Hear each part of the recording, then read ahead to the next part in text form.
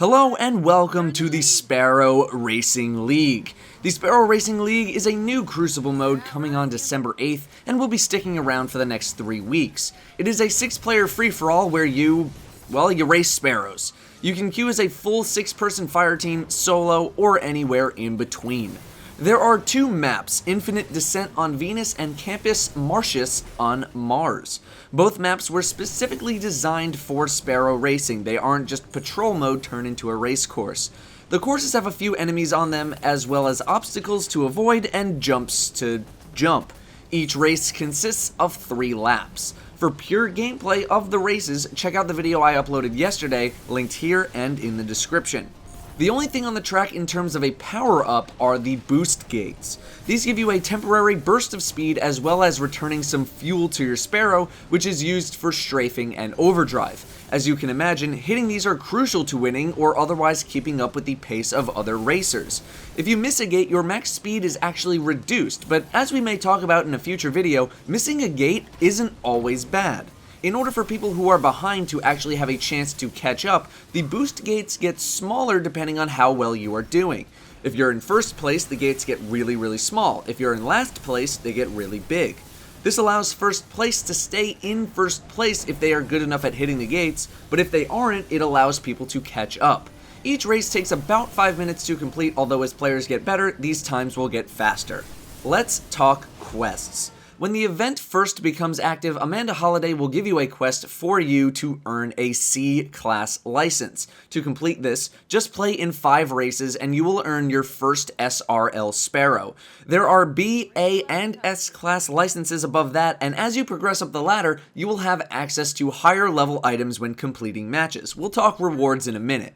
Once you complete the Sparrow Racing quest chain, you'll gain access to legendary quality gloves, chests, and boots from Amanda Holliday. These come with perks related to Sparrow Racing, netting you bonuses like side boosts take less fuel, faster respawns, and increased fuel from doing tricks. The helm comes with a very specific bonus where you can pitch your Sparrow to fall faster or slower. The helm and class item are infusible, while the boots, chest, and arms are not, mainly because they have no light level. There is also a reputation level, and the SRL has bounties. These give reputation and experience, but there is also a meta bounty to complete 10 other bounties. This rewards a racer's toolkit, which contains SRL armor, and potentially another reward we'll talk about in a minute. Bounties reset daily except for the meta bounty, which resets weekly. As for rewards for completing a match, you are rewarded in a typical Crucible style, getting engrams, motes, coins, etc. There are rare quality rewards, which are basically pieces to a racing suit. They don't have a light level, nor do they have any perks, they are purely cosmetic. You can also get a legendary helm or class item, and like I said earlier, these are infusible should you so desire. I've been told that the legendary versions of the boots, chest, and gloves will also be a possible reward.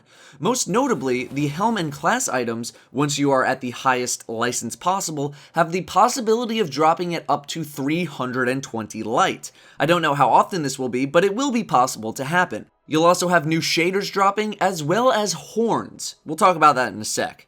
Tess will also have some offerings costing some silver. First up is the Victory Wave emote, which is only available during the SRL 3-week season. We'll talk about the other emote offerings in another video coming very soon.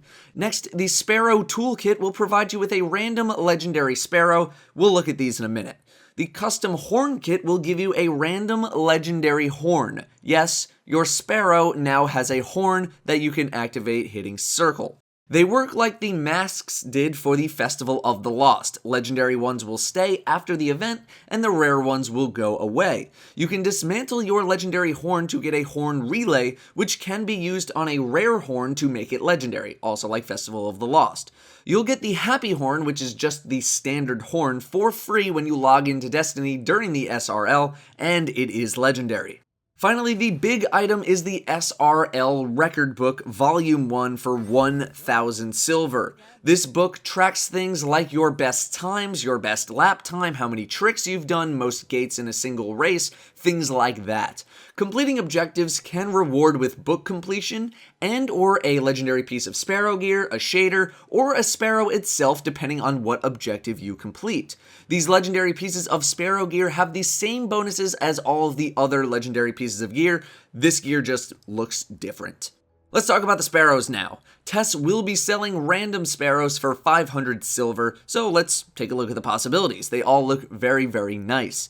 Note that each Sparrow you can buy from Tess is not better than anything that you can get in the game. They are only different in terms of visuals. All of these Sparrows are trick Sparrows, but you can get an SRL Sparrow from Amanda Holiday after completing the Class C license quest, so don't worry about that. Otherwise, the Sparrows you can earn in-game are just as fast and durable as the ones that you can buy for silver, just the ones that cost silver have cool visuals. My only gripe about that is I really would prefer if I could just pick which Sparrow I wanted if I'm going to lay down 500 silver, as opposed to just getting a random one. I think that would be nice. Anyway, that about wraps up everything you need to know about Sparrow racing. Like I said, it'll be around for 3 weeks, and then it'll go away for who knows how long. It could come back very soon, it could come back never. It probably all depends on the community reaction to it. Some experiments I wouldn't mind seeing in the future are pike racing, where you can shoot other racers, or seeing supers utilized in some way. I guess it all depends on how balanced or fun it would be to make that happen. Anyway guys, that is your full guide to Sparrow racing. I may have a video soon that discusses my thoughts on Sparrow racing and the PlayStation Experience announcement. We'll see. Thank you all very much for watching, and I'll see you next time.